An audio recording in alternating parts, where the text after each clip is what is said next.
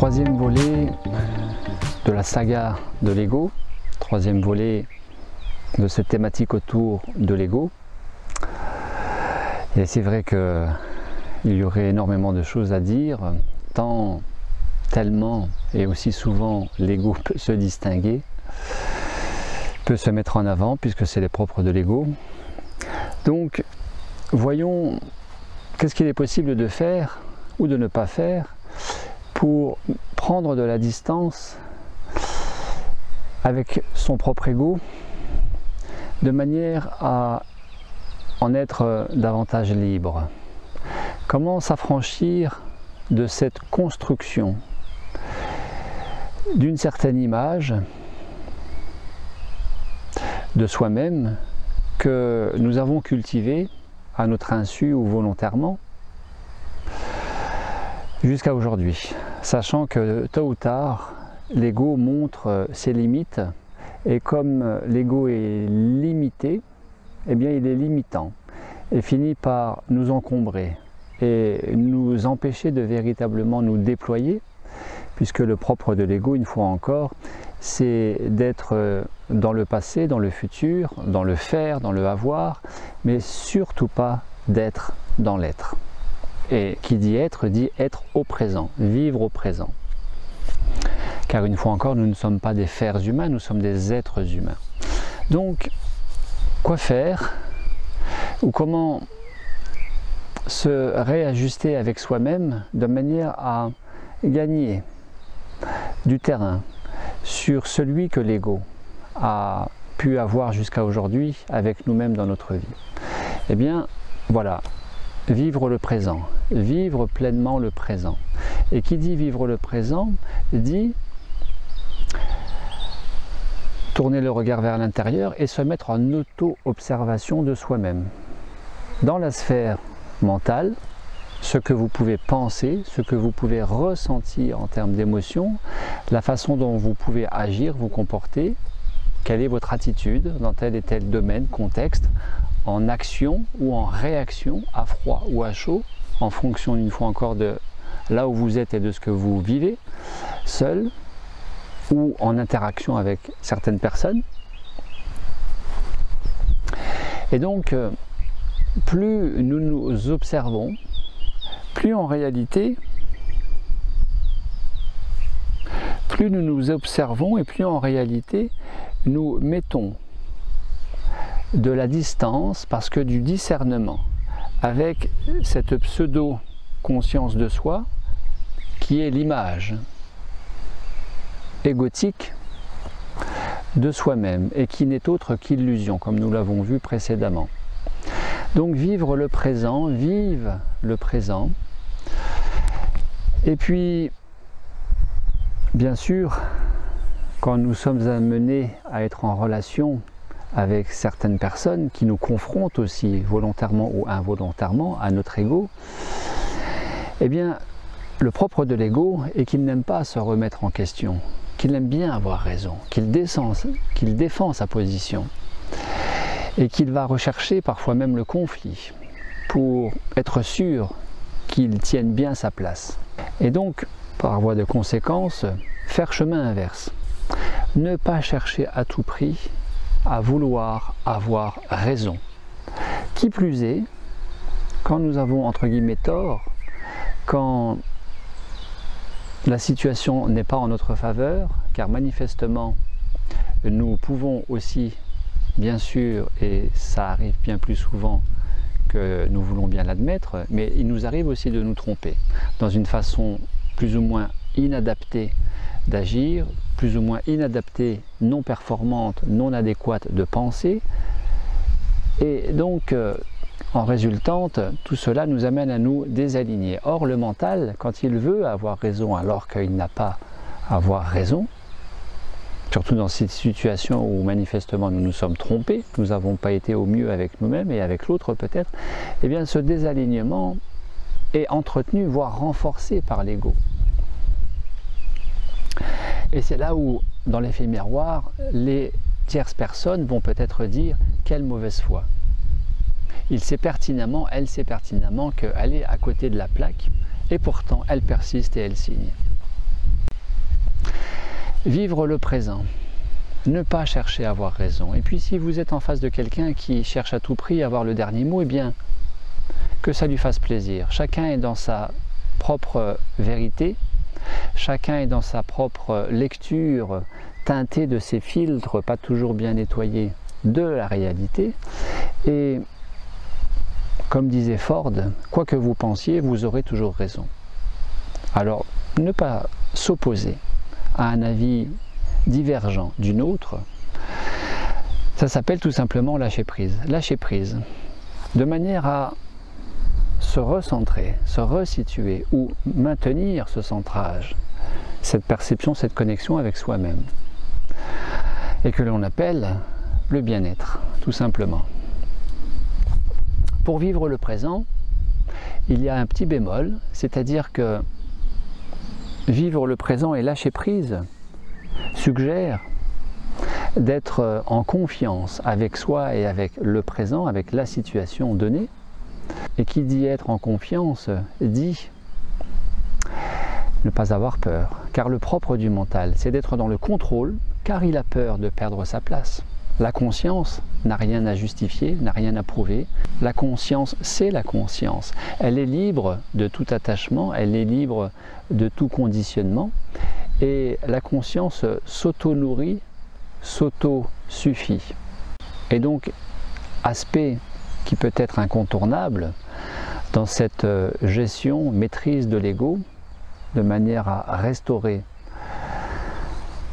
à sa légitime place la conscience d'être ici et maintenant, eh bien, accueillir, tout simplement accueillir ses peurs, apprendre à gérer ses peurs, apprendre à ne plus à ce point contrôler, apprendre à lâcher prise, apprendre à plonger dans l'inconnu, de manière à s'en trouver d'autant plus libre de cet ego qui veut nous faire avoir peur, qui veut nous faire tenir, contrôler, et ainsi ne pas vivre le présent, en restant dans le passé ou dans le futur, en se battant pour sa place, et parfois en faisant tout pour avoir le dernier mot, pour avoir raison.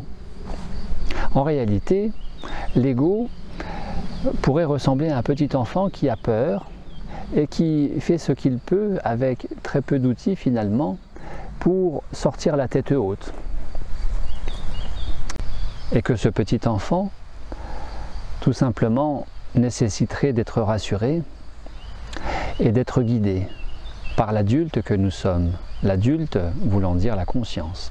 La conscience qui, elle, est autoresponsable, libre, non conditionnée, non conditionnante, et qui est simplement là au présent, se nourrissant du présent. Aussi libre que le vent dans les arbres, dans les branches des arbres.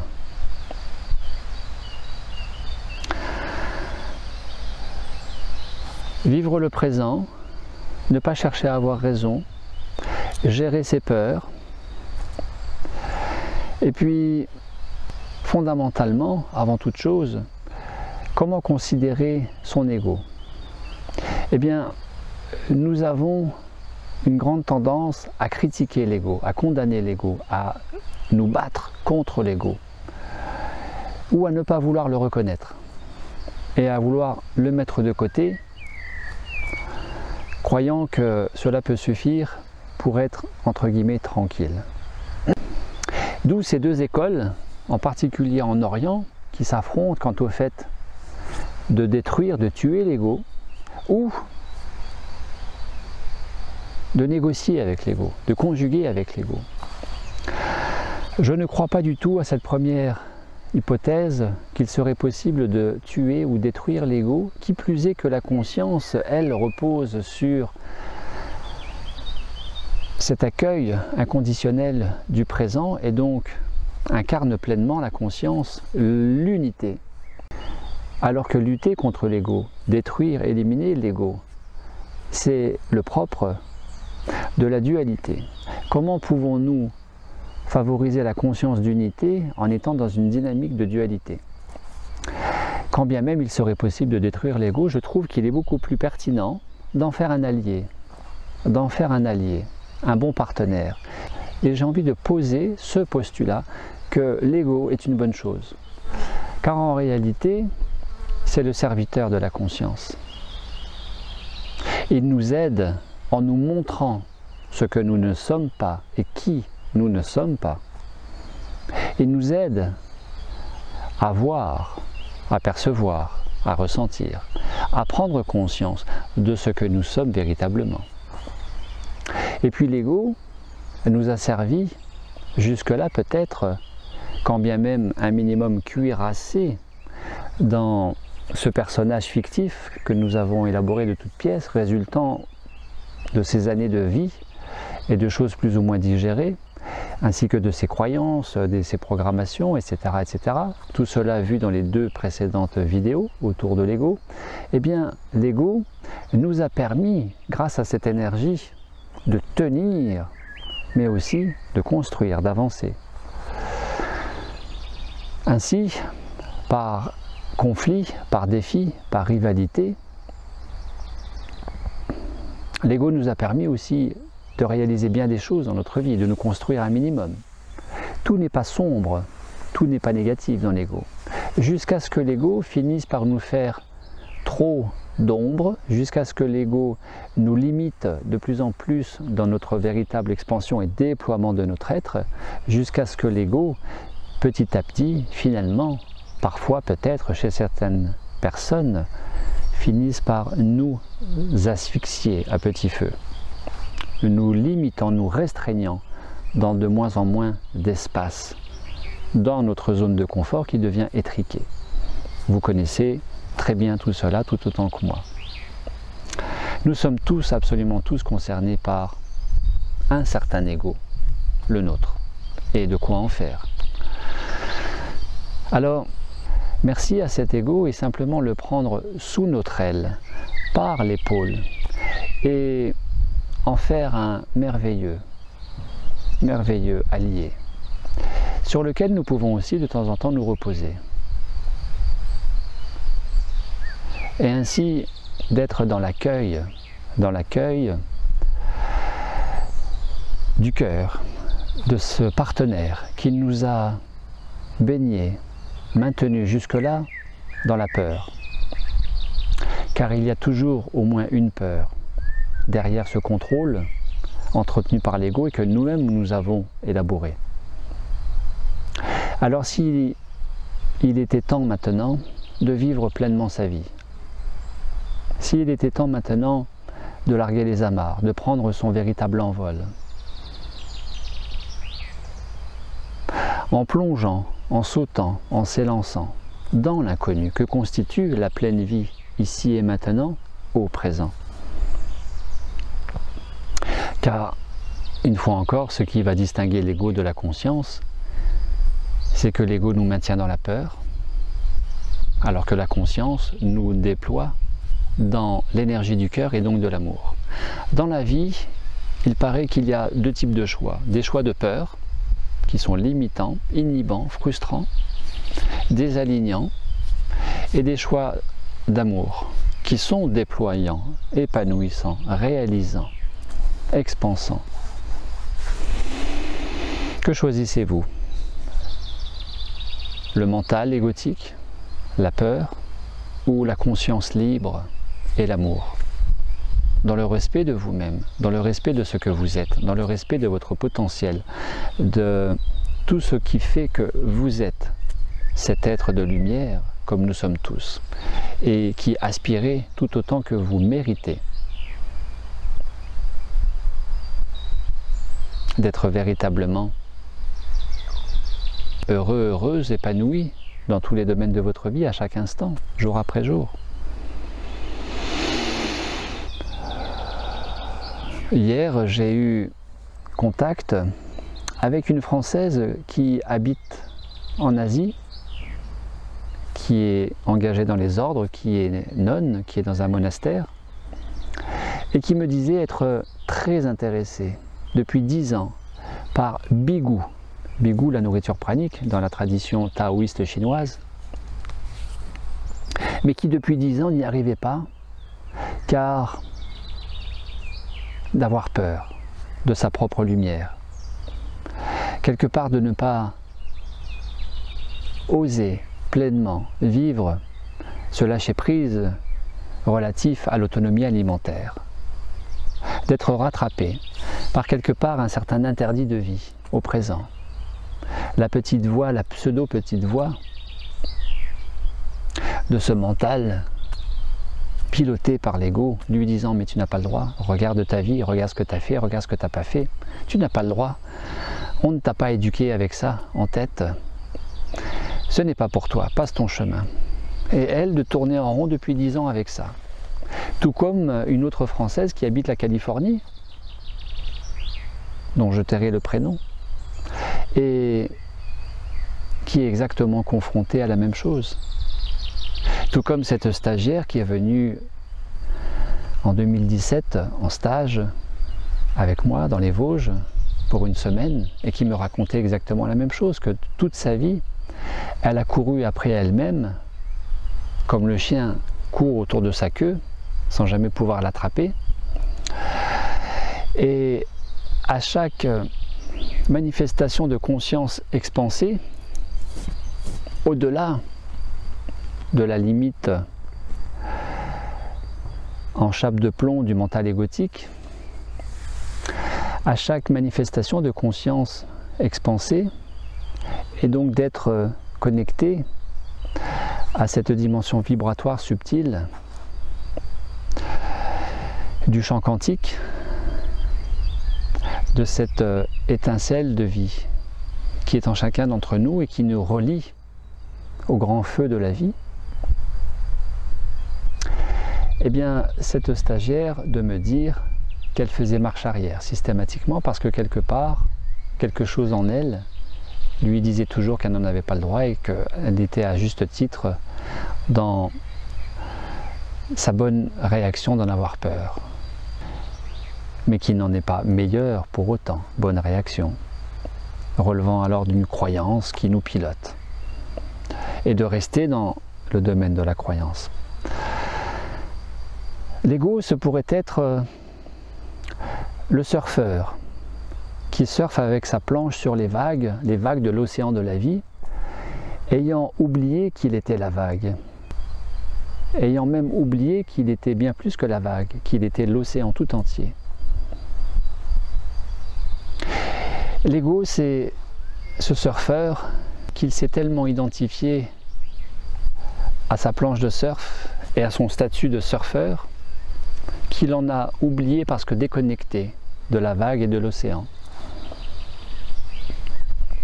Pour Frédéric Lenoir, l'ego, c'est Dieu qui se prend pour quelqu'un. Alors, s'il était temps maintenant de plonger dans cet inconnu et de ce grand défi de la vie que de vivre pleinement la vie ici maintenant, vivre pleinement, au-delà de l'ego, du mental analytique, névrotique, séparateur, et de vivre pleinement la conscience extatique au présent. Et peut-être même au-delà du présent, au cœur de la présence. Fondamentalement, avant toute chose, avoir un regard bienveillant sur l'ego qui nous a accompagnés jusque-là, mais qui a pris trop de place dans notre vie jusque-là. Simplement de le remettre à sa place. Comme Einstein le disait, de remettre le serviteur à sa place de numéro 2, de manière à ce que la conscience reprenne sa pleine place. Vivre pleinement le présent, ne pas chercher à avoir raison, surtout quand nous n'avons pas forcément raison, et quand bien même d'avoir raison. Est-il si important et vital de faire entendre que nous avons raison? Est-ce si important que cela? Accueillir, dépasser, gérer ses peurs, vivre au cœur du présent, à partir du foyer du cœur, à partir de l'amour. Et une fois encore, merci à l'ego, qui en réalité nous invite dans cette grande thématique de l'ego, du mental égotique versus de la conscience, qui nous invite en réalité à mettre en lumière nos zones d'ombre. Plus nous sommes concernés par un ego grandissant, surdimensionné, plus en réalité cela indique une tout aussi grande invitation à mettre en lumière cette part d'ombre qui est en chacun d'entre nous. Merci à vous. À très bientôt.